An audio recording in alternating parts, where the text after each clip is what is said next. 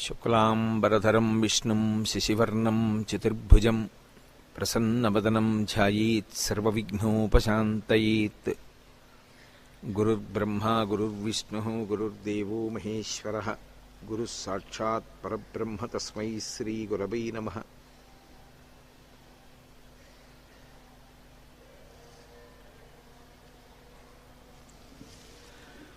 వ్యాసాయ విష్ణురూపాయ వ్యాసరూపాయ విష్ణవే నమో వై బ్రహ్మనిధయే వాసిష్ఠాయ నమో నమః. కూజంతం రామ రామీతి మధురం మధురాక్షరం ఆరుహ్య కవితాశాఖాం వందే వాల్మీకికోకిలం. శ్రుతిస్మృతిపురాణానాం ఆలయం కరుణాలయం నమామి భగవత్పాదశంకరం లోకశంకరం. వాగర్ధావివ సంపృక్తౌ వాగర్ధప్రతిపత్తయే జగతః పితరౌ వందే పార్వతీపరమేశ్వరౌ. సూక్తిం సమగ్రయతున స్వయమేవ లక్ష్మీః శ్రీరంగరాజమహిషీ మధురైకటాక్షైః. వైదగ్ధ్యవర్ణగుణగుంభనగౌరవైర్యాం కండూలకర్ణకుహరాः కవయోధయంతి. హైమోర్ధ్వపుండ్రమజహన్మకుటం సునాసం మందస్మితం మకరకుండలచారుగండం. బింబాధరం బహుళదీర్ఘకృపాకటాక్షం శ్రీవేంకటేశముఖమాత్మనిసన్నిధత్తాం. విమలపటి కమలకుటి పుస్తకరుద్రాక్షస్యస్తహస్తపుటి కామాక్షి పక్ష్మలాక్షి కలిత విపంచి విభాసి వైరించి. మనోజవం మరుతతుల్యవేగం జితేంద్రియం బుద్ధిమతాం వరిష్టం. వాతాత్మజం వానరయూథముఖ్యం శ్రీరామదూతం శిరసా నమామి. ఆపదామపహర్తారం దాతారం సర్వసంపదాం లోకాభిరామం శ్రీరామం భూయో భూయో నమామ్యహం. జయత్యతిబలో రామో లక్ష్మణశ్చ మహాబలః రాజాజైతి సుగ్రీవో రాఘవేణాభిపాలితః. దాసోహం కోసలేంద్రస్య రామస్యాక్లిష్టకర్మణః. హనుమాన్ శత్రుసైన్యానాం నిహంతా మారుతాత్మజః. న రావణసహస్రం మే యుద్ధే ప్రతిఫలం భవేత్. శిలాభిస్తు ప్రహరతః పాదపైశ్చ సహస్రశః. అర్దయిత్వా పురీం లంకాం అభివద్య చ మైథిలీం. సమృద్ధార్థో గమిష్యామి విశతాం సర్వరక్షసాం. ధర్మాత్మా సత్యసంధశ్చ రామో దశరథిర్యది. పౌరుషీ చ ప్రతిద్వంద్వశరైనం జహిరావిణం. హరి ఓం. పరమేశ్వర స్వరూపమైన సభకి నమస్కారం. శుభం వామమరాళపక్ష్మా రాజీవృతం కృష్ణ విశాల శుక్లం. ప్రాసందతైకం నయనం సుకేస్య మీనాహతం పద్మమివాభితామ్రం. శుభసూచనలు కనపడుతున్నాయంటే సీతమ్మకి ఎడమ కన్ను అదిరింది అని వదిలేస్తే కవితా సౌందర్యం ఏది? అప్పుడు కూడా మహర్షి ఎంత అందంగా చెప్పారంటే, ఈ కన్ను తెల్లగా ఉంటుంది కదూ, ఉండి మధ్యలో ఉన్నటువంటి కనుగుడ్డు నల్లగా ఉంటుంది. ఈ కంటికి ఉన్నటువంటి వెంట్రుకలు మిగిలిన వెంట్రుకల్లా ఇలా వాలిపోవు, ఇలా పైకి లేస్తాయి. ఏదో ఆ శ్రీశైలంలో కృష్ణానది ఆనకట్ట మించి నీళ్లు వదిలితే ఇలా పడి ఇలా లేస్తే ఎలా ఉంటుందో అలా ఇలా ఉంటాయి ఆ ఆ కను రెప్పకున్న వెంట్రుకలు. సుజాత అభిరక్త కంఠీం అంటారు కదా, అలా ఉన్నటువంటి వెంట్రుకలతో కూడుకుని ఉన్నటువంటి ఆ తల్లి యొక్క ఎడమ కన్ను అదిరితే ఎలా ఉందంటేట, బాగా నీటితో నిండిపోయినటువంటి ఒక సరోవరం ఉంది.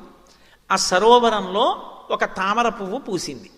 పైన నీటి మీద తామర పువ్వు కనపడుతోంది. కాడ నీటి లోపల ఉంది. ఒక చేప నీటి లోపల ఈదుకుంటూ వెళ్ళిపోతోంది.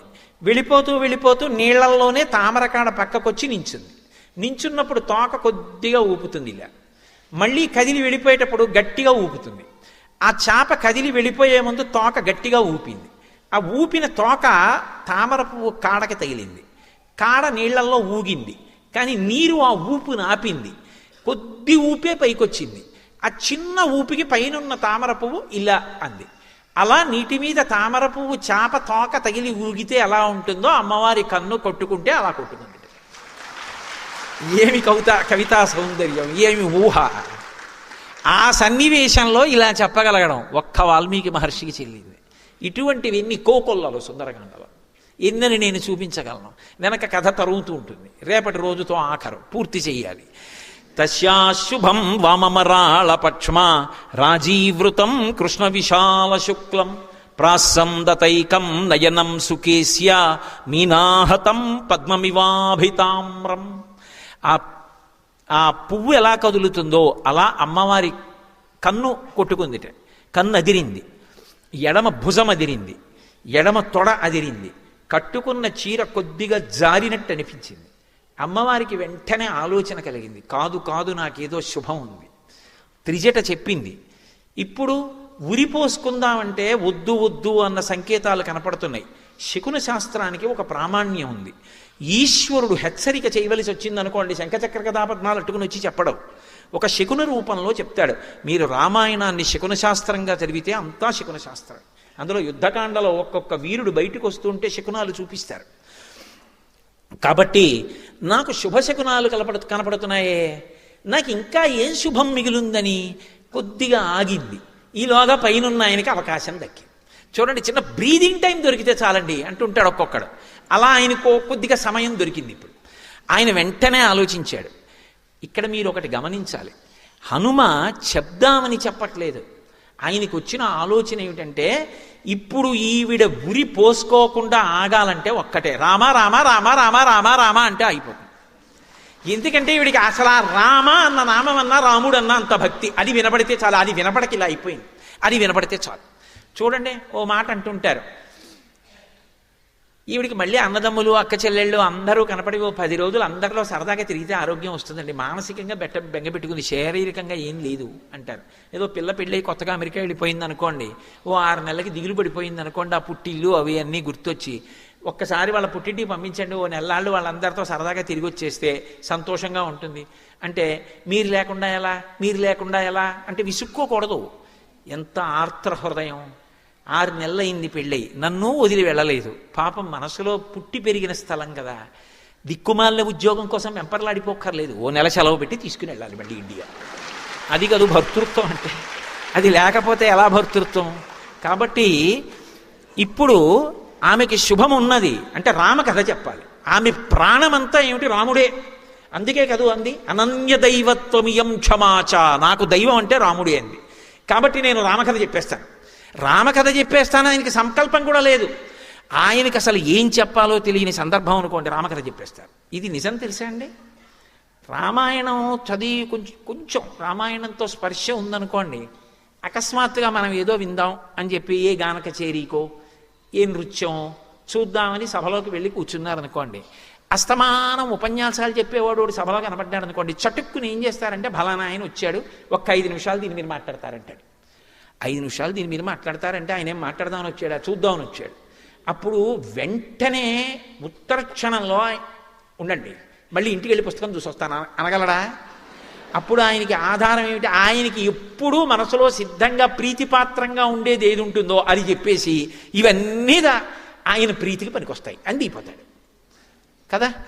భగవంతుడి ప్రీతికి ఇవన్నీ ఎంతో మంచివి.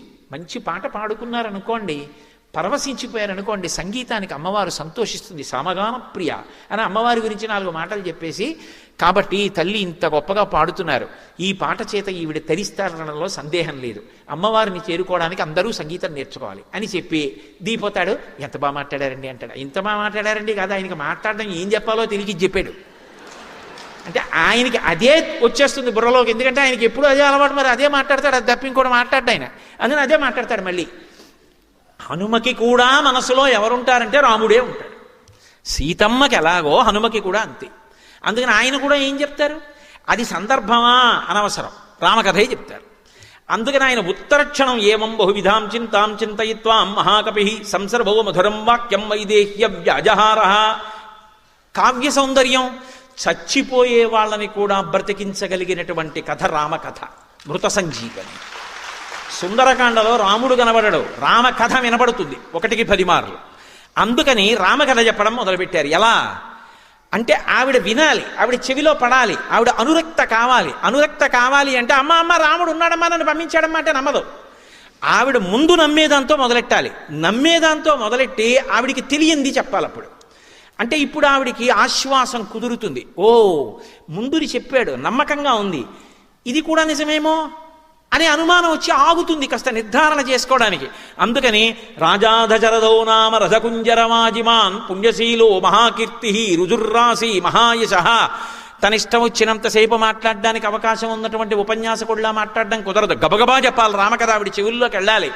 పూర్వం ఇక్ష్వాకు వంశంలో పుట్టినటువంటి మహాకీర్తివంతుడు ధర్మాత్ముడైనటువంటి దశరథ మహారాజు గారు అనేటటువంటి రాజు చతురంగ బలాలతో, గజబలంతో, అశ్వబలంతో, సైన్యబలంతో రాజ్యాన్ని పరిపాలన చేస్తూ ధర్మాత్ముడై ఆ వంశానికి ఎంతో పేరు ప్రఖ్యాతులను సంపాదించినటువంటి వాడు ఉండేవాడు. ఆయనకి పెద్ద కుమారుడైనటువంటి రామచంద్రమూర్తి అపారమైనటువంటి ధర్మనిష్ట కలిగినటువంటి వాడు. తండ్రి అయినటువంటి దశరథ మహారాజు గారి ఇచ్చినటువంటి మాట నిలబెట్టడం కోసం, ఆయన్ని సత్యవాక్యమునందు నిలబెట్టడం కోసం భార్య అయిన సీతమ్మ తమ్ముడైన లక్ష్మణస్వామితో కలిసి అరణ్యవాసం చేయడానికి దండకారణ్యానికి చేరుకుంటే ఆయనకి ప్రియమైన ఇల్లాలైన సీతమ్మని తెలదగలిగినటువంటి రాక్షసుడు రావణాసురుడు అపహరించి తీసుకొచ్చి సీతమ్మని లంకాపట్టణంలో పెట్టాడు. తర్వాతి కాలంలో రామచంద్రమూర్తి అరణ్యవాసం చేస్తూ సీతమ్మని అన్వేషిస్తూ వెడుతుండగా సుగ్రీవుడితో చెలిమి కుదిరి ఆ సుగ్రీవుడి సీతమ్మ జాడ కనిపెట్టడానికి దశ దిశలకి వానరుల్ని పంపిస్తే దక్షిణ దిక్కుకి అంగదుడి నాయకత్వంలో వచ్చినటువంటి వానర సమూహములలో ఒకడనైన నేను నిన్న రాత్రి 100 యోజనముల సముద్రాన్ని దాటి వచ్చి రాత్రంతా లంకాపట్టణాన్ని వెతికి ఈ శిశుపా వృక్షం మీద కూర్చుని తెల్లవారుధామున సీతమ్మ తల్లి యొక్క దర్శనాన్ని పొందాను. ఈవిడే సీతమ్మ అని ఎలా తెలుసుకున్నాను అంటే యథారూపాం యథావర్ణాం యథాలక్ష్మీం చరిష్యతాం అస్రౌషం రాఘవస్యాహం సేయమాసాదితామయ. ఎటువంటి నగలు ఆవిడ ఒంటి మీద ఉంటాయని రాముడు చెప్పాడో, ఎటువంటి కాంతితో ఉంటుందని చెప్పాడో, ఎటువంటి లక్షణములతో ఉంటుందని చెప్పాడో అటువంటి లక్షణములు కలిగి ఇతపూర్వం కిష్కింధలో ఉన్నటువంటి నగలు ఇప్పుడు శరీరం మీద లేక, ఇప్పుడున్నటువంటి నగలు కిష్కింధలో మూటలో లేక, ఇంతకు ముందు పెట్టుకున్న నగల యొక్క మచ్చలు శరీరం మీద ఉండి కృషించి రాముడి కోసం ధ్యానం చేస్తున్న సీతమ్మను చూసి ఆమె యొక్క దర్శనమైందని పరమ సంతోషాన్ని పొంది నేను ఈ చెట్టు మీద కూర్చునున్నాను. ఇప్పటి వరకు చనిపోదాం అనుకున్న తల్లికి ఎప్పుడైతే రామకథ అకస్మాత్తుగా వినపడిందో ఆవిడ సటుక్కున ముడిప్పేసి ఎవడురా రామకథ చెప్పినవాడు, 10 నెలలైంది రామనామం వినపడలేదు, రామకథ వినపడలేదు, నా ప్రాణాలు నిలబడ్డాయి, అమృతం పోసినట్టుంది, ఎవడు నాకు ఈ కథ చెప్పినవాడు అని ఒక్కసారి ఆవిడ ఇలా తల పైకెత్తి కొమ్మలలోకి చూసింది. చూసేటప్పటికీ తత శాఖాంతరే లీనం దృష్ట్వా చలితమానస వేష్టితార్జున వస్త్రం తం విద్యుత్ సంఘాత పింగళం. బంగారు రంగుతో ఉన్నటువంటి కన్నులతో ఆ కొమ్మలలోంచి తెల్లటి బట్టలు కట్టుకుని కిందకి తొంగి చూస్తున్నారు హనుమ. దీన్ని సిద్ధిసర్గ అంటారు. హనుమ దర్శనం సీతమ్మకైనా కూడా సిద్ధిసర్గే, అత్యంత శక్తివంతం. దీన్ని కొనసాగించడానికి ముందు ఒక్క కొబ్బరికాయ కొట్టి నైవేద్యం చేసి అందరికీ హారతి చూపిస్తారు. కళ్ళకు అద్దుకున్న తర్వాత కొనసాగిస్తాను. జయత్యతి బలో రామో లక్ష్మణశ్చ మహాబలః రాజా జైతి సుగ్రీవో రాఘవేణాభిపాలితః దాసోహం కోసలేంద్రస్య రామస్యాక్లిష్టకర్మణః హనుమాన్ శత్రుసైన్యానాం నిహంతా మారుతత్మజః న రావణసహస్రం మే యుద్ధే ప్రతిఫలం భవేత్ శిలాభిస్తు ప్రహృతః పాదపైశ్చ సహస్రశః అర్దయిత్వా పురీం లంకాం అభివద్య చ మైథిలీం సమృద్ధార్థో గమిష్యామి విశతాం సర్వరక్షసాం. ధర్మాత్మా సత్యసంధశ్చ రామో దశరథిర్యది పౌరుషే చ ప్రతిద్వంద్వస్య రైనం జహిరావిణిం ఆపదామపహర్తారం దాతారం సర్వసంపదాం లోకాభిరామం శ్రీరామం భూయో భూయో నమామ్యహం. హరి ఓం. పరమేశ్వర స్వరూపైన సభకి నమస్కారం. త్రిజట తన స్వప్న వృత్తాంతాన్ని ఆవిష్కరించిన తరువాత సేద తీరి ఉన్నటువంటి సీతమ్మ యొక్క స్థితి దగ్గర నిన్నటి రోజు ప్రవచనాన్ని పూర్తి చేయడం జరిగింది. ఆ తల్లి యొక్క పరివేదనతో కూడుకున్న స్థితిని వర్ణిస్తూ మహర్షి అంటారు, అభూతేనాపవాదేన కీర్తిం నిపతితామివ సన్నామివ మహాకీర్తిం శ్రద్ధామివ విమానితాం అంటారు. ఆ తల్లి అప్పటికీ కూడా ఇంకా మనసులో పూర్తిగా ఖేదం తీరలేదు, ఆవిడ బాధ పోలేదు. అందుకే అభూతేనాపవాదేన కీర్తిం నిపతితామివ. ఎంతో పేరు ప్రతిష్టలున్న వ్యక్తికి ఎంతో కష్టపడి జీవితంలో ధర్మాన్ని మాత్రమే ఆశ్రయించి నిరంతరము భగవద్భక్తితో బ్రతికేటటువంటి వ్యక్తి మీద ఒక అపనింద వచ్చి పడితే అకస్మాత్తుగా ఆయన యొక్క కీర్తి ప్రశ్నార్థకమైందనుకోండి, ఆయన ఇటువంటి పని చేశారా అని 10 మంది అడిగేటటువంటి సమయము ఒకటి వచ్చిందనుకోండి, అప్పుడు ఆ వ్యక్తి మనసు ఎంత గాయపడి ఉంటుందో, 10 మందిలో నవ్వుతూ తిరుగుతున్నా ఆయన లోపల మాత్రం ఎంత కలుక్కుమంటున్న మనసుతో ఉంటాడో అలా ఉందిట అమ్మవారు. నిజంగా వాల్మీకి మహర్షి వేసినటువంటి ఉపమానాలు కొన్ని మనకి దొరుకుతాయి. బాహ్యంలో మనం చూడవచ్చు, ఏదో వేట కుక్కల మధ్యలో మిగిలిపోయినటువంటి ఒక్కలీడి పిల్ల అన్నారనుకోండి, దాన్ని ఊహించవచ్చు, అది ఎదురుగుండా దొరుకుతాయి కూడా అటువంటి సన్నివేశాలు. ఇవి మనసుతో ఊహ చేసి మానసిక స్థితి అలా ఉన్నటువంటి వ్యక్తి ఎలా ఉంటాడో సీతమ్మ తల్లి అలా ఉంటుంది అని ఆలోచించినప్పుడు అభూతేనాపవాదేన, పోని వచ్చిన అపవాదు సత్యమైతే అయ్యో నేను పొరపాటు చేశాను, ఆ పొరపాటు వల్ల ఇప్పుడు ఈ బాధ అనుభవిస్తున్నాను అని సరిపెట్టుకుంటాడు. ఆయన చేసిన పొరపాటు లేదు, చేసిన తప్పు లేదు, ఆయన ఎప్పుడూ త్రికరణ శుద్ధిగానే ప్రవర్తించాడు, ఎప్పుడూ ధర్మ మార్గాన్నే అనుష్ఠించాడు. ఆయన ఎన్నడూ ఎవరి జోలికి వెళ్ళినవాడు కాడు. అటువంటి వాడి మీద అసత్యంతో కూడుకున్నటువంటి అపవాదు ఒకటి మోపబడింది. అప్పుడు ఆయన కీర్తి అకస్మాత్తుగా క్షీణించింది. ఆయన ఎంత బాధపడతాడో అలా ఉంది అమ్మవారు. కానీ ఇందులో మీరు ఒకటి ఆలోచించండి, అపవాదు అసత్యం, అది నిజంగా ఆయన చేసిన దోషం కాదు. ఆయన్ని బాధ పెట్టాలనో లేకపోతే కాలంలో అలా ఆయన గతంలో చేసుకున్న కర్మ పోవడానికో, లేదా ఎంత కష్టం వచ్చినటువంటి వ్యక్తి అయినా సరే తట్టుకు నిలబడగలిగితే వాడే చరిత్రని నిర్మించగలుగుతాడు అని భవిష్యత్ తరాలకి మార్గదర్శనం చెయ్యడానికో, ఈశ్వరుడు ఏర్పాటు చేసినటువంటి వ్యవస్థలో అసత్యమైనటువంటి దోషం ఎవరి మీద ఆరోపింపబడిందో అది కాలంలో ఎప్పటికో అప్పటికి ఎగిరిపోతుంది. ఎగిరిపోయి రెట్టించినటువంటి వైభవంతో మళ్ళీ ఆయన కీర్తి ప్రకాశిస్తుంది. ఇవాళ అలా ఉన్నటువంటి సీతమ్మ ఎప్పటికీ అలా ఉండిపోదు. ఆవిడ మళ్ళీ సంశగుణాలు కనపడ్డాయి, కానీ కలలో కోతి కనపడింది. అంటే ఆ తల్లి ఎంత అవ్యవస్థలో ఉందంటే తాను నిద్రపోతూ కలకంటున్నాను అనుకుంటోంది ఆవిడ. అంటే మానసికంగా అంత ఉద్వేగానికి లోనైపోయింది ఆవిడ.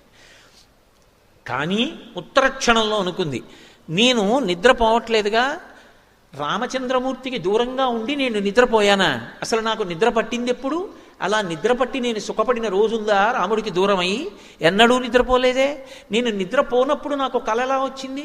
నా శరీరం నాకు కనపడుతోంది, నా శరీరాన్ని ముట్టుకుంటే స్పర్శ తెలుస్తోంది, కన్నుల ముందు నాకు ఈ వానరం కనపడుతోంది. కాబట్టి ఇది కల కాదు, ఇది సత్యం. వెంటనే మరి పైన చెప్పిన కథ కొంత తనకి తెలిసిన్న కథ, కొంత తెలియని కథ. కానీ ఆయన్ని చూస్తే ఎందుకో ఆయన చెప్పినది సత్యం అనిపిస్తోంది. హనుమద్రామాయణం అని హనుమే వ్రాసుకున్నారు, పైశాచీ భాషలో అంటారు.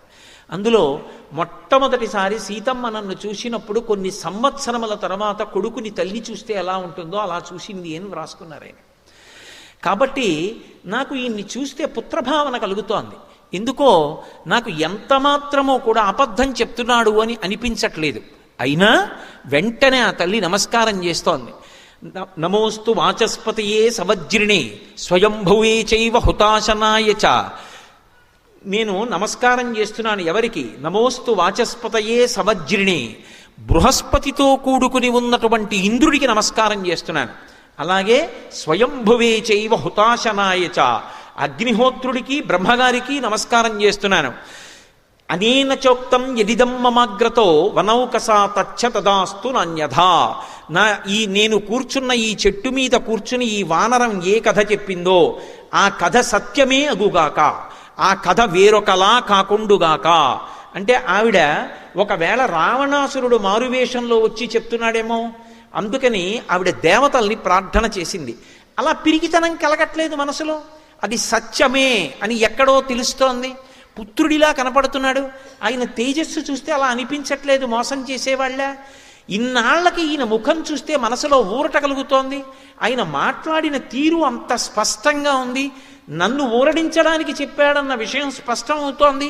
ఇన్ని ఆధారముల చేత ఆవిడ ప్రార్థన చేసి, ఒకవేళ నిజంగా నేను స్వప్నంలో వానరాన్ని చూసి ఉంటే దానికి వలన ఆపదలు పొందాలి, నేను బాధపడాలి అంటే, నేను ఎక్కువ మనసులో ఖేదపడాలి అంటే, ఎవరికి ఖేదం కలిగితే నేను ఖేదం పొందుతాను? రాముడికి ఖేదం కలిగితే నాకు ఖేదం, లక్ష్మణస్వామికి ఖేదం కలిగితే నాకు ఖేదం, నన్ను కన్న తండ్రి జనక మహారాజు గారికి ఖేదం కలిగితే నాకు ఖేదం. అందుకని స్వస్యస్సు రామాయ సలక్ష్మణాయ తథాపితుర్మే జనకస్య రాజ్ఞ. రామచంద్రమూర్తికి మంగళమగుగాక, ఆయనకి స్వస్తి ఎగుగాక, లక్ష్మణస్వామికి స్వస్తి ఎగుగాక, నా అత్తవారింటి వైపు అందరూ సంతోషముగా ఉండెదరుగాక అంతర్లీన భావన. నన్ను కన్న తండ్రి జనక మహారాజు గారు సంతోషముగా ఉండుగాక, స్వస్తి ఎగుగాక. మరి తనకి ఇది భారతదేశంలో ఆడపిల్ల యొక్క గొప్పతనం. తనకి సుఖం వేరొకటి ఉండదు. తన భర్త సుఖం తన సుఖం, తన మరుదుల సుఖం తన సుఖం, తన అత్తవారింటి సుఖం తన సుఖం, తన పుట్టింటి వారి సుఖం తన సుఖం. అందుకే ఎంత విచిత్రంగా ఉంటుందంటే, ఇక్కడ పెరిగిన పిల్ల అక్కడికెడుతుంది, ఏమిటో అక్కడ బంధుత్వాలు కొత్తగా తెలుసుకుంటుంది. తెలుసుకుని అందరూ నా వాళ్లే, నా మరిది, నా తోడికోడలు, మా పినమామగారు, మా పెదమామగారు. ఎంత అల్లుకుపోతుందో! పురుషుడు అలా అల్లుకోలేడు, బంధువులింటికి వెళ్ళినా అలా కలిసిపోలేడు. ఆడపిల్ల ఎంత తేలికగా, ఏదో బాతు నీళ్లల్లో వదిలేస్తే ఈ దేశినంత తేలికగా అత్తవారింట్లో ఉంచేసుకుంటుంది. అలా ఉంచేసుకుని ఆమె పడే బాధల్లా ఒక్కటే, నేనంత ప్రేమగా చూస్తాను, వాళ్ళు నన్ను అలా ఎందుకు చూడరు అంటుంది. ఎంత బేలతనం నిజంగా ఆడపిల్లది అనిపిస్తుంది. అదే ఎంత ఐశ్వర్యం ఉన్న ఇంటిని మెట్టనివ్వండి, ఇది నాది అని చెప్పడానికి అధికారం పొందింది. పుట్టిల్లు అంత ఐశ్వర్యవంతమైన ఇల్లు కాదు, కానీ అన్నదమ్ముడు ఏదో శుభకార్యం చేసుకుంటున్నాడంటే నెలలు నెలలు కష్టపడి ఉండిపోతుంది ఆ అన్నదమ్ముడి కోసం. ఎంత ప్రేమో పుట్టినిల్లంటే, తోబుట్టువులంటే. ఆ తోడబుట్టినవాడు శుభకార్యం చేసుకుంటే పీటల మీద కూర్చొని ఉండగా మంగళహారతి ఇవ్వడానికి మురిసిపోతుంది నా హక్కని. పీటల మీద కూర్చుంటే ఏమిటో వెనకాతల కూర్చుని ఆ బొగ్గం చొక్క పెట్టి, ఆ జుత్తు సరిచేసి, ఆ పంచె సరిచేసి, ఏమిటో అది తనకి జన్మలో పొందిన గొప్ప అనుగ్రహం అనుకుంటుంది, ఈశ్వరుడిచ్చిన భాగ్యం అనుకుంటుంది. ఆ మంగళహారతి ఇచ్చినప్పుడు పళ్ళెల్లో 100 రూపాయలు వేస్తే ఆమెకి కోట్లు ఉన్నాయి భర్తకి. ఈ 100 రూపాయలు పదిలంగా పట్టుకెళ్ళి మా అన్నయ్య ఇచ్చాడు, మా అన్నయ్య ఇచ్చాడు, మా అన్నయ్య ఇచ్చాడని దాచుకుంటుంది. 100 రూపాయలు నేత చీర పెడితే ఆ చీర కట్టుకుని మా అన్నయ్య ఇచ్చిన చీర, మా అన్నయ్య ఇచ్చిన చీర అంటుంది. ఆడపిల్ల హృదయానికి ఉన్న సౌకుమార్యం నిజానికి పురుషుడికి ఎక్కడుంది? అందుకే లోకంలో 3 వానల్లో ఒక వాన దేని వలన పడుతుంది అంటే, సౌశీల్యవతులైనటువంటి స్త్రీల వలన ఒక వర్షం పడుతుంది. ఒక వర్షం రాజు యొక్క ధర్మం వలన పడుతుంది. ఒక వర్షం ప్రజలు పాటించేటటువంటి దైవభక్తి, ఆచారము, శాస్త్రమునందున్న నమ్మకం చేత పడుతుంది. కాబట్టి ఒక వర్షాన్నే నిర్ణయించగలదు స్త్రీ, 2 వంశములను ఉద్ధరించగలదు. వాళ్ళ సుఖం తన సుఖం తప్ప తనకంటూ వేరే సుఖం ఉంది అని ఆలోచించదు. సీతమ్మ సమస్త స్త్రీజాతికి ప్రతినిధిగా అంత కష్టంలో కూడా అమ్మయ్యా నాకు బాగుండాలనలేదు, రాముడు బాగుండాలి, లక్ష్మణస్వామి బాగుండాలి, జనక మహారాజు గారు బాగుండాలి. ఏమి సౌందర్యం నిజంగా రచనలో! మొత్తం స్త్రీజాతి భావాన్నంతటినీ ప్రతిబింబించారు మహర్షి. మా తల్లి అలా అంటుంటే ఆ పైన ఉన్నటువంటి హనుమ చూస్తున్నారు. ఈమె ఒంటి మీద నగల విషయం నిర్ధారణ అయిపోయింది. ఈమె ఊపిరి విడిచిపెడుతోంది, ఊపిరి తీస్తోంది. ఈవిడ యొక్క తేజస్సు చూస్తే పట్టి పట్టి గమనిస్తే మట్టి పట్టిన పట్టుపుట్టాన్ని కట్టుకున్నా, అటువంటి నగలే పెట్టుకుని ఉన్నా, ఈమె యొక్క తేజస్సుని పరిశీలిస్తే వశిష్ఠుడిని విడిచిపెట్టి వచ్చినటువంటి అరుంధతియా, లేకపోతే ఇంద్రుడి మీద కోపం వచ్చి వచ్చినటువంటి శచీదేవా అని అనుమానం వస్తోంది. కానీ ఈమె అరికాళ్ళు భూమిని తాకుతున్నాయి. ఈమె ఎందుకో గాఢంగా నిట్టూరుస్తోంది. ఈమె ఖచ్చితంగా సీతాదేవి. కానీ ఈమెని పలకరించడం ఎలా? ఆర్తితో పైనుంచి చూస్తూ అడిగారు, అమ్మా సురాణాం అసురాణాం వా నాగ గంధర్వ రక్షసాం యక్షాణాం కిన్నెరాణాం వా కాంస్త్వం భవసి శోభనే. అమ్మా నువ్వు దేవతలకి సంబంధించిన దానివా, యక్ష గంధర్వ కిన్నెర కింపురుషాదులకు చెందిన దానివా? నీ యొక్క లక్షణాలు చూస్తే మనుష్యకాంతలా ఉన్నావు, నీ యొక్క కాంతి చూస్తే దేవతా స్త్రీలా ఉన్నావు, నీ తేజస్సు చూస్తే రాచపుత్ర స్త్రీలా ఉన్నావు. అమ్మా నువ్వెవరో నిజంగా చెప్పమ్మా, నేను ఎవరనుకుంటున్నావమ్మా? నేను సీతమ్మని అన్వేషిస్తూ వచ్చిన వానరుణ్ణమ్మా. రావణేన జనస్థానాత్ బలా అపహృత ఇది. సీతాత్వమసి భద్రంతే తన్మమా చక్ష్వపృచ్ఛత. జనస్థానంలో రావణాసురుడు రాముణ్ణి లక్ష్మణుణ్ణి దూరం చేసి ఎత్తుకొచ్చినటువంటి సీతమ్మ అని అనుకుంటున్నాను. అమ్మా నిజం చెప్పమ్మా, నా ఎందు అనుగ్రహించమ్మా, నీ దర్శనాన్ని పొందాను అనుకుని పొంగిపోతున్నానమ్మా అన్నారు. చెప్పాను కదా, ఆయన వంక చూస్తే ఆ వానరం మాట్లాడుతున్నది పరమసత్యం అనిపించింది ఆవిడికి. అనిపించి ఆ తల్లి వెంటనే హనుమని చూసి ఒక మాట అంది. పృథివ్యారాజసింహానాం ముఖ్యస్య విదితాత్మనః స్నుషా దశరథస్యాహం శత్రుసైన్య ప్రతాపినః దుహితా జనకస్యాహం వైదేహస్య మహాత్మనః సీతాచనామనామ్యాహం భార్యా రామస్య ధీమతః. ఆ తల్లి ఇందాక మనవి చేశాను కదా, సమస్త స్త్రీ జాతికి ప్రతినిధిగా నిలబడుతుంది. వివాహం అయిపోయినటువంటి స్త్రీని పలకరిస్తే అమ్మ తమరెవరు అని అడిగామనుకోండి, మొట్టమొదట చెప్పవలసింది మామగారి పేరు చెప్పాలి. ఎందుకని అంటే లోకంలో ఒక విషయం చెప్తారు, ఒక ఆడది గుండెలు బాదుకుని ఏడవవలసినటువంటి అవసరము రాకుండుగాక అని వివాహకాండలో దేవతల్ని భర్త ప్రార్థన చేస్తాడు. ఈమె ఎన్నడూ జుత్తు విరబోసుకుని గుండెలు బాదుకుని నాకు కనపడకుండుగాక అని. ఆడది జీవితంలో ఏడవవలసినటువంటి రోజంటూ వస్తే ఒక్క రోజు అని చెప్పింది శాస్త్రం. ఇంకొక రోజు ఉండకూడదు. అంత మంగళప్రదంగా మాట్లాడింది. ఇంకొక రోజు ఉండదు, ఒక్కరోజే. ఏదా రోజు అంటే మామగారి శరీరం వెళ్ళిపోయిన రోజు. ఎందుకని అంటే మామగారి కన్నా రక్షకుడు లోకంలో ఉండట. అందుకే సీమంతోన్నయనం అని చేస్తారు. సీమంతోన్నయనము అంటే ఏదో సీమంతం చూడిదలు ఇచ్చామని 5 కేజీలు కాజాలు 3 కేజీలు మైసూరు పాకులు మా కానవాయితీ అన్న దిక్కుమాలినాచారం కాదు. సీమంతోన్నయనము అంటే అడవి పంది ముళ్ళు తీసుకొచ్చి పాపట తీసి భర్త జుత్తు ఎత్తి ముడి వేస్తాడు గణపతి హోమం చేసి. అలా వేస్తే ఆ తరువాత లోపల ఉన్న పిండాన్ని ఉగ్రభూతములు చెనకవు. అప్పుడు మొదటి కానుక ఎవరిస్తారంటే సూడిద అంటారు. సూడిద అంటే కానుక. సూడిద ఎవరిస్తారంటే మామగారు ఇస్తాడు. ఎందుకు ఇస్తాడో తెలుసా? అమ్మా ఎక్కడ పుట్టావు, ఎవరింట్లోనో పుట్టావు, ఆడపిల్లవి, మీ తండ్రి ఎంత ప్రేమగా పెంచి పెద్ద చేశాడో, నీ తల్లి ఎంత ప్రేమగా పెంచి పెద్ద చేసిందో, నీ కోసం ఎంత ఆరాటపడ్డారో, అమ్మా నా ఇంటికి కోడలిగా వచ్చావు, నా కొడుకు నీకు సమస్తమని బ్రతికావు. అందుకే కోడల కంటి వెంట నీరు రాకుండా చూసుకోవలసిన పెద్దరికం ఎవరిది అంటే మామగారిది. తన కోడలు సుఖపడుతోందా లేదా అని చూసుకోవాలి. ప్రత్యేకంగా అడగాలి, సినిమాకి వెళ్ళావా నాన్న, ఇద్దరు వెళ్ళండి ఒకసారి అని చెప్పాలి మామగారు. కోడలి క్షేమం చూడవలసిన వాడు మామగారే. కాబట్టి అటువంటి మామగారు శరీరం విడిచిపెట్టేశాడు అనుకోండి, అప్పుట తన కోసం అలమటించిపోయేటటువంటి వాడు, తండ్రి కన్నా తాపత్రయపడేవాడు వెళ్ళిపోయినట్టు. అందుకే సూడిదల్లో అమ్మా నా ఇంటిని మెట్టావు, నాకు వారసుణ్ణి ఇవ్వబోతున్నావు, నన్ను తాతని చెయ్యబోతున్నావు, ఎంత గర్భక్లేశాన్ని అనుభవిస్తావు, అనుభవించి ఎత్తుపల్లాల్లో జాగ్రత్తగా నడిచి పథ్యం చేసి బిడ్డని కని నన్ను తాతని చేసి నా వంశం నిలబడుతున్నావు, నా కొడుకుని తండ్రిని చేస్తున్నావు, నీకేమి ఇవ్వగలను? అమ్మ నీకు కానుకిస్తున్నానని ఆభరణం ఇస్తాడు. అది ఎంత పెద్దది వదిలేయండి, పరమ ప్రేమతో మొదటి కానుక మామగారు ఇస్తాడు. మామగారుట అంత ఆర్తి పొందుతాట కోడల కోసం. అలా ఉండగలిగితే నీ చెప్పేది. ఎందుకంటే ఇవాల్టి రోజు కొంతమంది మామగారులను చూస్తే ఇలా ఉంటాడని చెప్పడం కూడా అంత తేలిక కాదేమో అనిపిస్తుంది. కాలుష్యం అంత పెరిగిపోయింది కాబట్టి. కానీ నేను రామాయణాన్ని నమ్ముకున్నవాడిని, అలాగే ఉంటారు మామగారులని నమ్మే మాట్లాడతాను.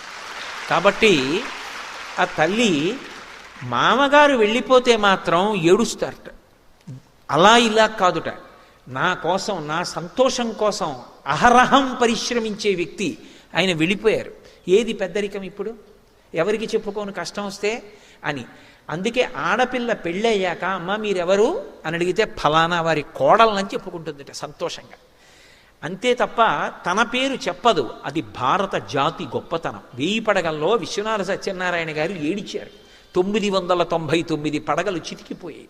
ఇంకా వైవాహిక వ్యవస్థ అన్న ఒక్క పడగే మిగిలిందని. దాన్ని కూడా కర్రలు పెట్టి కొట్టడానికి, రాళ్ళు పెట్టి కొట్టడానికి అందరూ బయలుదేరుతున్నారు, ఆ ఒక్క పడగ చిదిపేద్దామని. కాబట్టి ఆ తల్లి హనుమకి జవాబిస్తూ పృథివ్యా రాజసింహానాం ముఖ్యస్య విదితాత్మనః స్నుషా దశరథస్యాహం శత్రుసైన్య ప్రతాపినః. ఈ భూమి మీద శత్రు సైన్యములను తపింపచేసినటువంటి మహానుభావుడు దశరథ మహారాజు గారన్న రాజు ఉండేవారు. ఆయన యొక్క కోడల్ని నేను. స్నుషా దశరథస్యాహం శత్రుసైన్య ప్రతాపిన దుహిత జనకస్యాహం వైదేహస్య మహాత్మన. నా తండ్రి గారు జనక మహారాజు, విదేహ వంశంలో పుట్టినవాడు, మహాజ్ఞాని. అటువంటి తండ్రి కడుపున పుట్టిందాన్ని, ఆయన కడుపున పుట్టాను కాబట్టే కష్టాన్ని ఓర్చుకోగలిగిన శక్తినిచ్చాడు. అటువంటి తండ్రి కూతుర్ని, ఆయన చేతుల మీద పెరిగిన దాన్ని కాబట్టి దుహిత జనకస్యాహం వైదేహస్య మహాత్మన సీతాచనామనాంనాహం. ఈ శరీరానికి పేరు సీత, భర్త పేరు ఆడది చెప్పదు, కానీ ఎక్కడో తప్పనిసరి పరిస్థితి అయితే విశేషణం వేసి చెప్తారు. అందుకనే సీతాచనామనామ్యాహం భార్య రామస్య ధీమతః. ధీమంతుడు, మహాబుద్ధిమంతుడైనటువంటి రామచంద్రమూర్తి యొక్క ఇల్లాల్ని నేనని చెప్పింది. ఆయన పరమ సంతోషపడిపోయి శిరస్యంజలి మాధాయ, తల మీద అంజలి ఘటించి, అమ్మయ్య మా తల్లి ధైర్యం చేసి మాట్లాడిందని గబగబ గబగబా కిందకి దిగొచ్చి అమ్మా అమ్మా ఎంత సంతోషం అమ్మా, నీ గురించి కదమ్మా దశ దిశల వానరములన్నీ వెతుకుతున్నాయి, అమ్మా నీ కోసం కదమ్మా వాలిని చంపేశాడు, నీ కోసం కదమ్మా సుగ్రీవుడికి పట్టాభిషేకం చేశాడు, నీ కోసం కదమ్మా పరితపించిపోతున్నాడు రామచంద్రమూర్తి, అటువంటి నిన్ను దర్శించానమ్మా, నా జీవితానికి ఇంతకన్నా సౌభాగ్యమే ఉంటుంది అని మురిసిపోయి, అమ్మా ఎలా ఉన్నావమ్మా, ఇక్కడికి ఎందుకు చేరుకున్నావమ్మా అని అడిగితే ఆ తల్లి చెప్పడం మొదలుపెట్టింది. నేను సమాద్వాదశతత్రాహం రాఘవస్య నికేతని భుంచ్వాన్ మానుషాన్ భోగాన్. నేను 12 సంవత్సరముల రామచంద్రమూర్తి యొక్క అంతఃపురంలో ఆయన భార్యగా మనుష్యులు ఎన్ని భోగాలు అనుభవిస్తాలో అన్నీ అనుభవించాడు. అది ఆయన గొప్పతనం.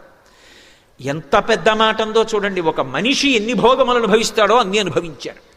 అంటే నిజంగా అనుభవించిందా పక్కన పెట్టండి, మా ఆయన నన్నంత సుఖపెట్టారు, ప్రీతి. అందుకే ఆ దాంపత్యం అలా ఉన్నప్పుడు ఒంటి మీద ఎన్ని నగలున్నాయి, ఎంత ఖరీదైన చీర కట్టుకున్నారన్న దానితో ఉండదు. అటువంటి దంపతులు ఎక్కడున్నారో అక్కడ లక్ష్మీదేవి ఉంటుంది. వాళ్ళిద్దరి మధ్య ఆ సంతోషం ఉంటుంది, ఆ అవగాహన ఉంటుంది. అది లేకుండా సరే ఆ రెండో కోణం నాకు ఎందుకు వచ్చిన గొడవ కానీ, కాబట్టి ఆ తల్లి అంటుంది, నేను 12 సంవత్సరములు రామచంద్రమూర్తి అంతఃపురంలో మనుష్యులు పొందేటటువంటి సమస్త భోగములను అనుభవించాను. రాముడు అరణ్యవాసానికి వెళ్ళిపోతున్నప్పుడు ప్రయత్నపూర్వకంగా రాముణ్ణి విడిచిపెట్టి ఉండలేక అరణ్యవాసానికి వచ్చాను. అరణ్యవాసానికి వచ్చిన తరువాత మాయామృగం రూపంలో వచ్చినటువంటి మారీచుడు నాకు రాముడికి ఎడబాటు కల్పించాడు. ఆ సమయంలో పరివ్రాజక రూపంలో రావణాసురుడు నన్ను అపహరించి తీసుకొచ్చి ఈ లంకాపట్టణంలో బంధీకృతురాల్ని చేశాడు. అడ్డొచ్చినటువంటి జటాయువుని సంహరించాడు. ఆనాటి నుంచి ఈనాటి వరకు రామపాదార విందములను స్మరిస్తూ రాముడు వస్తాడు నన్ను గట్టెక్కిస్తాడు అని ఆలోచన చేస్తూ ఇలాగే ఉన్నాను. కానీ రాముడు రాలేదు. ఇక 2 నెలలు మాత్రమే గడువుంది. వచ్చి 10 నెలలైంది. 2 నెలల తరువాత తన ఉదయ ఆహారంగా నన్ను ఖండించి తీసుకొచ్చి వండి పెడితే తింటానని రావణుడు ప్రతిజ్ఞ చేసి ఉన్నాడు. కాబట్టి 2 నెలలు గడువిచ్చాడు. నేను మాత్రం ఆయన పాన్పు చేరను. నాకు మిగిలి ఉన్న జీవితకాలం 2 నెలలు. ఈలోగా రాముడు రావాలి, వచ్చి నన్ను రక్షించాలి అని ఆ తల్లి చెప్తుంటే విన్నారు హనుమ. విని, అమ్మా ఎందుకమ్మా అంత బెంగ పెట్టుకుంటావు, నువ్వంత బెంగ పెట్టుకోవలసినటువంటి అవసరం లేదు తల్లి, నీ కోసమని చెప్పి రాముడు చెయ్యనటువంటి ప్రయత్నం లేదు, అంత ప్రయత్నం చేస్తున్నాడు అని ఆయన రాముడి గురించి చెప్తుంటే ఆ తల్లికి అనుమానం వచ్చింది. నేను చనువిచ్చి ఇతనెవరో కూడా పూర్తిగా తెలుసుకోకుండా రాముడి గురించి మాట్లాడుతున్నాడని నమ్మాను. చెట్టు మీద కూర్చున్నవాడు చెట్టు దిగాడు, చెట్టు దిగినవాడు దగ్గరికి వచ్చాడు, దగ్గరికి వచ్చి నిలబడి మాట్లాడుతున్నాడు. ఒకనాడు పరివ్రాజక రూపంలో ఇలాగే వచ్చాడు. రావణుడే వచ్చి ఉంటాడని నన్ను ఇంకా బాధ పెట్టడం నీకు తగదు రావణ అని ఆ తల్లి విముఖురాలై పక్కకి తల తిప్పుకొని కూర్చుంది. కూర్చున్న తర్వాత, అమ్మా నా పట్ల అపనమ్మకాన్ని పొంది ఉండకమ్మా, నేను యథార్థం చెప్తున్నానమ్మా, నీ నుండి ఎడబాటు పొందినటువంటి రామచంద్రమూర్తి నిన్ను అన్వేషణ చేస్తూ ఒకనాడు కిష్కింధాపురాన్ని చేరుకున్నాడు. అక్కడ ఋష్యమూక పర్వతం మీద రాజ్యాన్ని పోగొట్టుకుని భార్యని పోగొట్టుకుని బాధపడుతున్న సుగ్రీవుడితో అగ్నిసాక్షిగా చెలిమి చేసుకున్నాడు. చేసుకునే ముందు నరులైన రామలక్ష్మణులు ఇద్దరూ నడిచి వెడుతుండగా మారువేషాలలో ఉన్న వాళ్ళని నన్ను సంహరించడానికి వాలి పంపించి ఉంటాడని చెప్పి సుగ్రీవుడు భయపెడుతుంటే నేనే వెళ్ళి నమస్కారం చేసి రామలక్ష్మణుల్ని నా భుజాల మీద కూర్చోపెట్టుకుని తీసుకెళ్లాను. సుగ్రీవుడితో అగ్నిసాక్షిగా చెలిమి చేకూరింది. ఒక్క బాణంతో వాలిని కొట్టాడు. వాలిని సంహరించి సుగ్రీవుడికి పట్టాభిషేకం చేశాడు. ప్రత్యుపకారంగా దశ దిశల వెతకడానికి వానరుల్ని పంపుతానని సుగ్రీవుడు మాటిచ్చాడు. అన్ని దిక్కులకు వానరములను పంపాడు. దక్షిణ దిక్కుకొచ్చిన కొన్ని లక్షల మంది వానరులకు అంగదుడు యువరాజు నాయకత్వం వహించాడు. మిగిలిన వారు ఉత్తర తీరంలో ఉండిపోతే రాత్రి 100 యోజనముల సముద్రాన్ని గడచి వచ్చి ఈ పట్టణమంతా వెతికి తెల్లవారుజామున నీ దర్శనాన్ని పొందాను. కేసరి అనబడేటటువంటి మహావీరుడైన వానరుడు ఉన్నాడు. ఆయన శంబదాసుడు అనేటటువంటి రాక్షసుణ్ణి సంహరించాడు. ఆ కేసరి యొక్క భార్య అయిన అంజనాదేవి యందు వాయుదేవునికి ఔరసపుత్రుడిగా జన్మించిన వాణ్ణి. నేను పుట్టినప్పుడు నా ఎడమ దవడ ఇంద్రుడిపై చేత విడువబడిన వజ్రం చేత కొట్టబడింది కాబట్టి సొట్టబడిన హనుమలు కలిగిన వాడిని కాబట్టి నన్ను హనుమ అని పిలుస్తారు. అమ్మా నా పేరు హనుమ, ఆశ్వాసమును పొందమ్మా, నన్ను నమ్ము. రామచంద్రమూర్తి యొక్క దాసానదాసుణ్ణి, రాముడు పంపితే వచ్చాను. అమ్మా నేను నీతో పరమ సత్యం చెప్తున్నాను, ఇందులో కించిత్ కూడా అనుమానం లేదు, తల్లి నన్ను నమ్ము అన్నారు. ఆవిడికి నమ్మకం కుదిరింది. నమ్ముతాను కానీ హనుమ, కానీ అసలు వానరులకు నరులకు స్నేహం ఎలా కుదురుతుంది?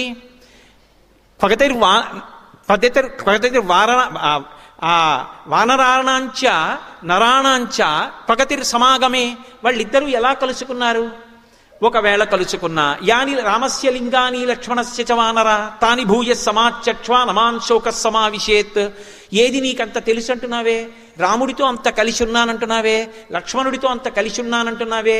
ఏది నువ్వు కలిసి ఉన్నది నిజమైతే రాముడి యొక్క గుణములు రాముని యొక్క బాహ్యస్వరూపం, లక్ష్మణుని యొక్క గుణములు లక్ష్మణుని యొక్క బాహ్యస్వరూపం చెప్పు చూస్తానంది. ఎంత పెద్ద ప్రశ్న వేసింది! హనుమ యొక్క ఉపాసనా బలాన్ని ప్రశ్నించింది. మనం తెల్లవారి లేస్తే అధాంగ పూజ అని చేస్తాం.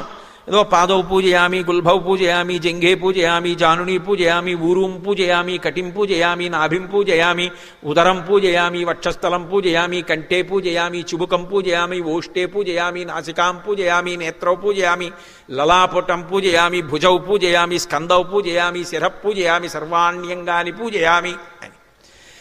నిజంగా పూజ చేసింది నిజమైతే పువ్వు పాదవు పూజయామి అంటే పాదాలు కనపడాలి, జంఘే పూజయామి ఏదో జానుని పూజయామి మోకాళ్ళు కనపడాలి, ఊరు పూజయామి తొడలు కనపడాలి, కటిం పూజయామి నడుం కనపడాలి, నాభిం పూజయామి బొడ్డు కనపడాలి, ఉదరం పూజయామి పొట్ట కనపడాలి, వక్షస్థలం పూజయామి గుండెలు కనపడాలి, భుజవు పూజయామి భుజాలు కనపడాలి, హస్తవు పూజయామి చేతులు కనపడాలి, కంఠే పూజయామి కంఠం కనపడాలి, చుబుకం పూజయామి గడ్డం కనపడాలి, ఓష్టే పూజయామి పెదవులు కనపడాలి, నాసికాం పూజయామి ముక్కు కనపడాలి, నేత్రే పూజయామి కళ్ళు కనపడాలి, లలాటం పూజయామి లలాటం కనపడాలి, శిర పూజయామి తల కనపడాలి, సర్వాణ్యంగాని పూజయామి.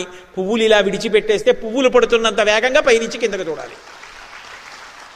నువ్వు నిజంగా ఉపాసన చేసింది నిజమైతే నీ కులదైవం ఎవరయ్యా అన్నారనుకోండి, రాముడు నా కులదైవం అండి అన్నారనుకోండి. ఏది రాముడు ఎలా ఉంటాడు చెప్పు అంటే కాళ్ళ దగ్గర నుంచి బొటనవేళ్ళు, గోళ్ళు, చిటికిన వేలు, ఆయన చీలమండలు, ఆయన కాలు, ఆయన మోకాలు, ఆయన తొడలు, ఆయన నాభి, ఆయన యొక్క కడుపు, ఆయన గుండెలు అన్నీ విడిచిపెట్టకుండా చెప్పగలిగితే ఆనాడు నేను ఉపాసన చేశానని గుర్తు.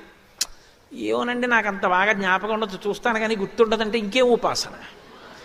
హనుమ యొక్క ఉపాసన సౌందర్యాన్ని ప్రశ్నించింది అమ్మవారు. ఏది చెప్పు? యాని రామస్య లింగాని లక్ష్మణస్య చ వానర. రాముడే కాదు, రాముడు ఉంటే రాముడి పక్కన లక్ష్మణుడు ఉంటాడు, ఇద్దరు ఎలా ఉంటారో తెలియాలి. అంతేకాదు వాళ్ళ గుణాలు ఎలా ఉంటాయో తెలియాలి. ఏది చెప్పు? అమ్మా నన్ను పరీక్షించడానికి వేశావు ఈ ప్రశ్న. రాముడు ఎలా ఉంటాడో లక్ష్మణుడు ఎలా ఉంటాడో నీకు తెలీదా? ఎవరికి చెప్తున్నది? సీతమ్మకి చెప్తున్నారు.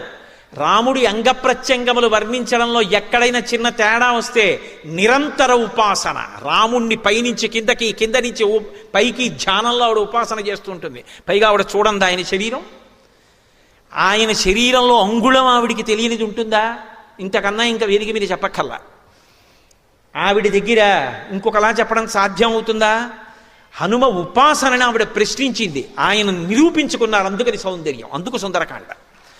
వెంటనే ఆయన అన్నారు, అమ్మా నాకు సంతోషమే రాముడి గురించి మాట్లాడడం అంటే. రామ కమలపత్రాక్ష సర్వసత్వ మనోహర రూపదక్షిణ్య సంపన్న ప్రసూత జనకాత్మజే. అమ్మ అవి కొత్తగా నేర్చుకున్న గుణాలు కావమ్మా, రాముడికి పుట్టుకతో వచ్చాయి. రాముడి గురించి చెప్పయ్యా అంటే చాలా ఎంత సంతోషం, అవకాశం దొరికింది అంతే చాలండి. రామ కమలపత్రాక్ష, కమలపత్రములు ఎలా ఉంటాయో రాముడి కళ్ళు అలా ఉంటాయమ్మా. అసలు ఆ కళ్ళు చూసి మోహించేయి కదమ్మా సర్వ ప్రపంచకమైంది. సమస్త భూతములు రాముడి కళ్ళ వంక చూస్తే వశపడిపోతారు, అంత అందమైన కళ్ళు. రామో రాజీవలోచన, కాబట్టి రామ కమలపత్రక్ష సర్వసత్వ మనోహర. ఆయన వెళ్ళిపోతుంటే అకాలంగా చెట్లు పూస్తాయి. క్రూర మృగాలు కూడా ఆయన్ని చూస్తూ అలా ఉండిపోతాయి. అంతటి అందగాడమ్మా, అటువంటి కళ్ళమ్మ ఆయనవి. రామ కమలపత్రక్ష సర్వసత్వ మనోహర రూప దాక్షిణ్య సంపన్న. పైకి రూపం అందంగా ఉండి లోపల మోసకారి బుద్ధులు ఉన్నవాడు కాడమ్మా. అటువంటి దక్షత ఉన్నవాడు, దయ ఉన్నవాడు. ప్రసూత జనకాత్మజే. ఇవి మధ్యలో నేర్చుకున్న ఒక పుట్టుకతో వచ్చాయి. నీలాగి సీతమ్మకి ఎలా వచ్చాయో ఆయనకి అలా వచ్చాయి. ప్రసూత జనకాత్మజే.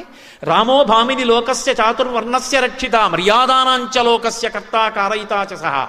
రాముడు తన ధర్మాన్ని మాత్రమే రక్షించుకోడు, చాతుర్వర్ణముల యొక్క ధర్మాన్ని రక్షిస్తాడు. మర్యాదానాంచ లోకస్య, మర్యాదా పురుషోత్తముడు. ఇలా ఉండాలి కట్టుబాటు అంటే అని చెప్తాడు. ఆ కట్టుబాటు అలా జరిగేటట్టు చూస్తాడు. కట్టుబాటు తప్పడం రాముడికి ఇష్టం ఉండదు. అంటే ఆచారకాండ మీద అంత నమ్మకం ఉన్నవాడు. యజుర్వేద వినీతశ్చ వేద విద్భి సుపూజిత ధనుర్వేదే చ వేదేషు వేదాంగేషు చ నిష్ఠిత. అమ్మ, రాముడికి వేదాలన్నీ తెలుసు, యజుర్వేదం విశేషంగా తెలుసు. యజుర్వేదంలో పుట్టాడు. యజుర్వేదంలో పుట్టలేదని అప్పయ్య దీక్షితారు వారు ఏడిచారు. యజుర్వేదం ఎందుకంత గొప్పదైందంటే యజ్ అంటే ఆరాధన. యజుర్వేదం దక్షిణ దేశంలో చాలా ఎక్కువ. కృష్ణ యజుర్వేదం చదువుకున్న వాళ్ళే అందరూ. యజుర్వేదం చదువుకుంటే దేవతల్ని ఆరాధించి దేవతల యొక్క అనుగ్రహాన్ని పొందడం తెలుస్తుంది. అందుకే మీరు చూడండి, రామాయణంలో లక్ష్మణస్వామి వచ్చి అరణ్యకాండలో మాట అంటాడు. అన్నయ్య, పర్ణశాల నిర్మించవన్నావు, పరవానస్మి కాకుత్సా త్రైవర్ష శతం స్థితే స్వయంతు రుచిరే దేశే క్రియాతుమితిమాం వద అన్నాడు అరణ్యకాండ. అన్నయ్య, పర్ణశాల కట్టాను, ఎటువంటి లక్షణాలతో ఉండాలో అలా కట్టాను. అన్నయ్య, నువ్వు సీతమ్మ లోపలికి ప్రవేశించండి అన్నాడు. లక్ష్మణస్వామి వంక చూసి నవ్వి రాముడు అన్నాడు, లక్ష్మణ, గృహప్రవేశం అలా చేయకూడదురా. గృహప్రవేశం చెయ్యాలి అంటే మొట్టమొదట కర్తవ్యం వాస్తుశమనం సౌమిత్రే చిరజీవిభి. ఒక ఇంట్లోకి ప్రవేశించే ముందు తప్పకుండా ఆ ఇంట్లో గృహదేవతలు, ఆ ఇంట్లో ఉండేటటువంటి ఇతర భూతములు అనుగ్రహించాలి అంటే కర్తవ్యే వాస్తుశమనం, వాస్తు పూజ, వాస్తు హోమము చెయ్యాలి. చేసే హోమంలో దేవతలకి హవిస్సు ఇవ్వాలి. దేవతలకి హవిస్సు ఇచ్చి ఇంట్లోకి ప్రవేశించాలి. నాకు ఆ మంత్రములు వచ్చురా, వెళ్ళి నేను పదార్థాలు చెప్తాను పట్రా, హోమం చేసి లోపలికి ఎడదాం అన్నాడు. ఆయన అంతటి యజుర్వేదవేత్త, ఆయనకి తెలియనిదేం లేదు. అందుకని యజుర్వేద వినీతశ్చ వేద విద్భి సుపూజిత ధనుర్వేదే చ వేదేషు. ధనుర్వేదం బాగా తెలుసున్నవాడు. వేదాలే కాదమ్మా, వేదాంగేషు చ నిష్ఠిత, వేదము యొక్క అంగములన్నీ చదువుకున్నవాడు. అందుకే సభలో కాలు మీద కాలు వీరాసనం వేసుకుని అందరికీ పాఠం చెప్తాడు, వేదాంత పాఠం. వైదేహీ సహితం సురద్రుమతలే హైమే మహామండపే మధ్యే పుష్పకమాసనే మణిమయే వీరాసనే సుస్థితం అగ్రే వాచయతి ప్రభంజన సుతే తత్వం మునిభ్య పరం వ్యాఖ్యాంతం భరతాధిభి పరివృతం రామం భజే శ్యామలం. వేదాంత పాఠం చెప్తూ ఉంటాడు. అటువంటి మహానుభావుడమ్మా. కాబట్టి యజుర్వేద వినీతశ్చ వేద విద్భి సుపూజిత ధనుర్వేదే చ వేదేషు వేదాంగేషు చ నిష్ఠిత తేజసాదిత్య సంకాశ క్షమయా పృథివీ సమః బృహస్పతి సమోబుద్ధ్య యశసా వాసవో సమః. అమ్మ, రాముడంటే వేరొక సూర్యుడమ్మా. ఆయన భూమి మీద నడిచి వెళ్ళిపోతుంటే సూర్యుడు ఎడుతున్నట్టు ఉంటుంది. తేజసాదిత్య సంకాశ. ఎక్కడి నుంచి వచ్చిందో తెలుసా తేజస్సు? ధర్మానుష్ఠానం చేత వచ్చిన తేజస్సు అమ్మ అది. తేజసాదిత్య సంకాశ క్షమయా పృథివీ సమః. భూమికి ఎంత ఓర్పో అంత ఓర్పమ్మాయింది. ఆయనే కట్టు తప్పితే ఈ లోకాలు నిలబడవు. అందుకు కదమ్మా ఇంకా నిలబడ్డాడు రావణాసురుడు. కాబట్టి క్షమయా పృథివీ సమః బృహస్పతి సమో బుద్ధ్య. బుద్ధిలో బృహస్పతి లాంటి వాడమ్మా. యశసా వాసవో సమః. కీర్తిలో ఇంద్రుడి లాంటి వాడమ్మా ఆయన. అటువంటి మహానుభావుడమ్మా. రక్షిత జీవలోకస్య ధర్మస్య పరిరక్షిత రక్షిత స్వస్య ధర్మస్య స్వజనస్య రక్షిత. ఆయన లోకాలన్నీ రక్షిస్తాడు. ఆయనని నమ్ముకుని ధర్మాన్ని నమ్ముకున్న వాళ్ళని ప్రత్యేకంగా రక్షిస్తాడు. వాళ్ళ కోసం నిలబడతాడు. వీరరాఘవ విజయరాఘవ అని 2 పేర్లు అందుకే ఆయనకి. ఎప్పుడూ ధనస్సు పట్టుకుని నించుని ఉంటాడు. ఎవరు ఆయనని నమ్ముకున్నారో వాళ్ళ కోసం ఎంత కిందకైనా వచ్చేస్తాడు. తులసీదాస్ గారు రాత్రి నిద్రపోతున్నారు. ఆయన ఇంటి గోడకి కన్నం వేసి దొంగలు లోపలికి వెళ్ళారు. లోపలికి వెళ్ళిన తర్వాత ఏదో తులసీదాస్ గారి ఇంట్లో ఏముంటాయి, ఓ జపమాల, ఓ పురాణం పెట్టుకునేటటువంటి పీట, ఇలాంటివేవో ఉంటే ఇంతకన్నా ఏమీ దాచలేదు దుర్మార్గుడు అనుకుని మూట కట్టుకుని వాళ్ళు ఆ మూట మెల్లిగా లాగేద్దామని అక్కడ పెట్టుకుని వాడు తల బయటెట్టాడు. పెట్టేటప్పటికీ నీల సంకాశమైనటువంటి వర్ణంతో మెరిసిపోతున్న పాదాలు, బంగారు పావుకోళ్ళు కనపడ్డాయి.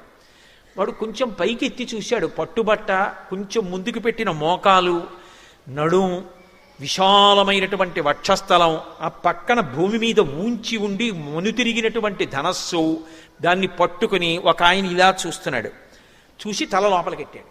బయట ఎవడో ధనస్సు పట్టుకుని ఉన్నాడు రా అన్నాడు రెండో దొంగతో. రెండోవాడు కొంతసేపు అయ్యాక తల పైటెట్టాడు. పెడితే ఆయనే కాదురా, పక్కన ఎర్రగా ఇంకో ఆయన కూడా ఉన్నాడు రా అని మళ్ళీ లోపలికి వచ్చారు. వెళ్ళిపోతారేమో అని తెల్లారే వరకు కూర్చున్నారు వాళ్ళిద్దరు. వెళ్ళరు. ఆఖరికి తెల్లవారిపోయిందంటే తెల్లవారిపోయాక తులసీదాస్ గారు నిద్రలేస్తారా? తెల్లవారుజాము సమయం అయింది. తులసీదాస్ గారు నిద్రలేచారు. ఇంట్లో ఇలా బయటకు వచ్చేటప్పటికి దొంగలు ఇద్దరు కూర్చుని ఉన్నారు, అన్ని మూట కట్టుకుని. ఆయన చూశారు. నమ చౌరాయిచ శిష్యాయిచ భేద్యాయిచ శకత్యాయిచ ప్రవాహ్యాయిచ. దొంగలో కూడా ఈశ్వరుణ్ణి చూస్తారు ఆయన అన్నారు, అయ్యయ్యో అదేమిటి అలా మూట కట్టు కూర్చున్నారు, వెళ్ళిపోయారా అన్నారు. ఆ పాటి ఇంగిత జ్ఞానం మాకు లేక కాదు. బయటికి ఎడదామంటే ఇద్దరు నించున్నారు. ఒకడు నల్లగా ఉన్నాడు, ఒకడు ఎర్రగా ఉన్నాడు. రాత్రంతా నించునే ఉన్నారు. పైగా చేతిలో కోదండాలు ఉన్నాయి. ఇలా చూస్తున్నారు. కానీ ఎంత అందంగా ఉన్నారు. అలా చూసిన వాళ్ళ అందం ఏమిటో అలా ఉంది. ఎవరు వాళ్ళని తులసీదాస్ గారిని అడిగారు. తులసీదాస్ గారు బోర్న ఏడ్చారు. ఇంతోటి నా పురాణ పీఠం ఆచమన పాత్ర కోసం రాత్రంతా నించున్నారా రామలక్ష్మణులు ఇద్దరూ కాపు కాయడానికి.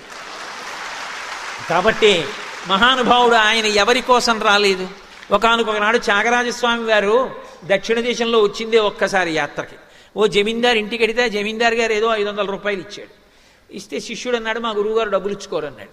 మీ గురువుగారు శ్రీరామనవమి ఉత్సవాలు చేస్తారట కదా, ఉత్సవానికి ఇస్తున్నాడు, ఇది రాముడి కోసం ఇచ్చాను తీసుకోమన్నాడు. రాముడి కోసం ఇస్తే మా గురువుగారి కోసం కాదు కదా. అతను తీసుకుని ఆ పల్లకి బొంత కింద ఎట్టాడు. పల్లకి వెళ్ళిపోతోంది అరణ్యంలో. మర్నాడు దొంగలు అట్నుంచి వచ్చారు. అందరూ పారిపోతున్నారు బాటసారులు. ఈ పల్లకి మోస్తుండగా శిష్యుడు అన్నాడు, గురువుగారు మనం కూడా వెనక్కి వెళ్ళిపోదాం అన్నాడు. ఎందుకురా, మన దగ్గర ఏముందని, వాళ్ళు వస్తే మాత్రం ఏం పుచ్చుకుంటారు, పో ముందుకన్నాడు. అంటే ఆయన నసిగాడు. ఎందుకు నసుగుతున్నావు అన్నారు. నిన్నటి రోజున జమీందారు గారు 500 ఇచ్చారండి, తీసుకున్నానన్నాడు. ఎందుకు తీసుకున్నావు అన్నారు. మీకోసం అని తీసుకోలేదు, రామనవమి ఉత్సవాలకి రాముడి కోసం తీసుకున్నానన్నారు. ఎక్కడ పెట్టామన్నారు. మీరు కూర్చున్న పల్లకీలో మీ బొంత కిందే ఉందన్నాడు. అయితే అది నా డబ్బు కాదుగా, రాముడిది కదా. అవును, రాముడు ఇచ్చుకోవాలనుకుంటే దొంగలకి ఇచ్చుకుంటాడు, దక్కించుకోవాలంటే దక్కించుకుంటాడు, నీకెందుకు నాకెందుకు పద. పల్లకీ వెళ్ళిపోతోంది. దొంగలు రానే వచ్చారు. వీడు ఒక్కడు ధైర్యంగా వెళ్ళిపోతున్నాడు. ఏమిటంటే పల్లకీ దగ్గరికి అంత దూరం నుంచి కొంచెం దగ్గరికి వచ్చారు. వెంటనే ఆజానబాహుం అరవింద దళాయతాక్షం, ఆయన పెద్ద పెద్ద కళ్ళతోటి రామలక్ష్మణులు ఇద్దరూ కోదండాలు పట్టుకుని కనపడ్డారు. ఎలా? ఆకర్ణాంతము బాణాన్ని లాగి పట్టుకుని ఉన్నారు. వాళ్ళిద్దరూ వెనక్కి తిరిగి పరిగెడుతున్నారు, వీళ్ళిద్దరూ తరుగుతున్నారు. అలా చాలా దూరం వెళ్ళిపోతున్నారు. కానీ వాళ్ళు మధ్య మధ్యలో వెనక్కి చూడటం, ఎందుకంటే బాణం వదిలేస్తే వదిలేశారు కానీ ఇంత అందంగా ఉన్నారు ఏంట్రా అని చూశారు. చూసి పారిపోయారు. మర్నాడు పొద్దున్న త్యాగరాజస్వామి అలాగో ఆలస్యం అయిపోయింది, చెట్టు కింద పడుకుందాను రా అని చెట్టు కింద పడుకుని అనుష్ఠానం చేసుకుంటున్నారు. ఆ దొంగలు ఇద్దరు మళ్ళీ వచ్చారు. వచ్చి నేల మీద పడి నమస్కారం చేసి, అయ్యా బుద్ధి గడ్డి తిని నిన్న మీ దగ్గర ఏమైనా ఉందేమో దొంగతనం చేద్దామని వచ్చాం, కానీ దొంగతనం ఏం చేయలేదు కానండి, ఎవరో ఇద్దరు మమ్మల్ని చంపడానికి ధనస్సు పట్టుకు బాణాలు పట్టుకుని వచ్చారు. ఎంత బాగున్నారో మీ సేవకులు, మమ్మల్ని కొట్టేశారు కానీ ఒక్కసారి వాళ్ళిద్దరినీ చూపిద్దురు అన్నారు. త్యాగరాజస్వామి దొంగల పాదాల మీద పడ్డారు. ఒరే మీరు అదృష్టవంతులు రా, మీకు దర్శనం అయింది, నాకు అవలేదురా. ఇంకా తన భక్తుణ్ణి నమ్ముకున్న వాణ్ణి రక్షించడానికి అంత కిందకు వచ్చేస్తాడు ఆయన. అందుకే వీరరాఘవ విజయరాఘవ. అందుకే మహానుభావుడు రక్షిత జీవలోకస్య ధర్మస్య పరిరక్షిత, రక్షిత స్వస్య ధర్మస్య స్వజనస్య చ రక్షిత. అమ్మ ఏం చెప్పమంటావమ్మా ఆయన గుణాలు? కబీర్ దాస్ గారు అంతటి వాడు ఓ మాట అన్నాడు, ధరతీ సభ కాగజకరవు లేకిని సభ బనరాయి సాత సమంతికి మసికరవు హరిగుణ లిఖా నజాయ్ అన్నాడు. ఈ భూమండలాన్నంతటినీ కాగితం చేసి సప్తసముద్రాల్ని సిరా చేసి అరణ్యంలో ఉన్న చెట్లన్నీ నరికి ఆ కలపనంతటినీ చేసి కలం చేసి ఈ సప్తసముద్రాలు తీసుకెళ్లి సిరాగా పోసి భూమిని కాగితం మీద హరి యొక్క గుణములను రాయడం మొదలు పెడితే నాకు ఇవేవి సరిపోవు పదార్థాలు అన్నాడు. అన్ని గుణములు ఉన్నవాడి గురించి నేనేం చెప్పను, కాబట్టి నాకు చెప్పడం సాధ్యమయ్యే విషయం కాదు, కానీ ఏదో అందించడానికి ప్రయత్నం అంతే. అన్ని గుణములు కలిగినవాడు. ఇక బాహ్య సౌందర్యం అంటావా?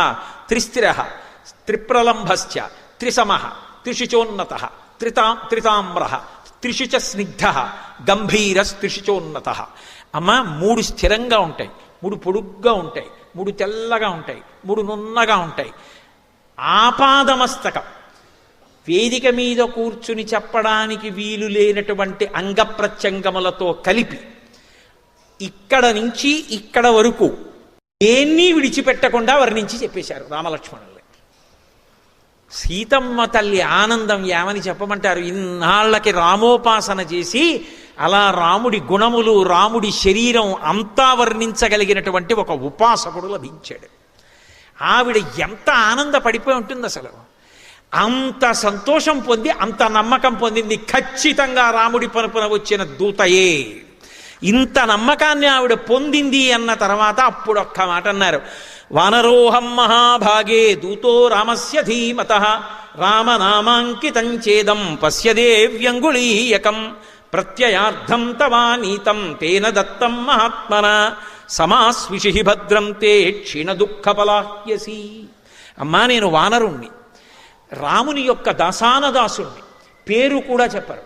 వానరోహం మహాభాగే దూతో రామస్య ధీమతః, బుద్ధిమంతుడైన రామచంద్రమూర్తి యొక్క దూతనమ్మా. నేను రాముడి పనుపున రాముడి యొక్క ఉంగరాన్ని తీసుకొచ్చాను. ఇదిగో అమ్మా, నీ యొక్క ప్రత్యయార్థం, నీ నమ్మకం కోసమని చెప్పి ఈ ఉంగరాన్ని ఇస్తున్నాను. తేనదత్తం మహాత్మన, తల్లి ఈ ఉంగరాన్ని పొంది సమాస్విషి భద్రం తే క్షీణ దుఃఖపలాహ్యసి, నీ యొక్క దుఃఖమంతా ఈ క్షణంతో నశించిపోయింది. నువ్వు ఇక సమాశ్వాసాన్ని పొందుతావు, నువ్వు ఎంతో సంతోషంగా ఉంటావు. అమ్మా, నన్ను నమ్ము అని పరమ సంతోషంతో ఆ ఉంగరాన్ని తీసి సీతమ్మ తల్లి చేతిలో పెట్టారు. పెట్టగానేట మహర్షి అన్నారు, గృహీత్వా ప్రేక్షమాణాసా భర్తుక్కల విభూషణం భర్తారమివ సంప్రాప్త జానకీ ముదితాభవత్. శుభం వామమరాళపక్ష్మా రాజీవృతం కృష్ణ విశాల శుక్లం ప్రాసందతైకం నయనం సుఖేస్య మంగళాశాసనపరై పదాచార్య పురోగమై సర్వైశ్చ పూర్వైరాచార్యై సత్కృతాయాస్తు మంగళం. మంగళం కోసలేంద్రాయ మహనీయ గుణాత్మనే చక్రవర్తి తనూజాయ సర్వభౌమాయ మంగళం. ఉమాకాంతాయ కాంతాయ కామితార్థప్రదాయినే శ్రీగిరీశాయ దేవాయ మలినాథాయ మంగళం. సర్వం శ్రీ ఉమామహేశ్వర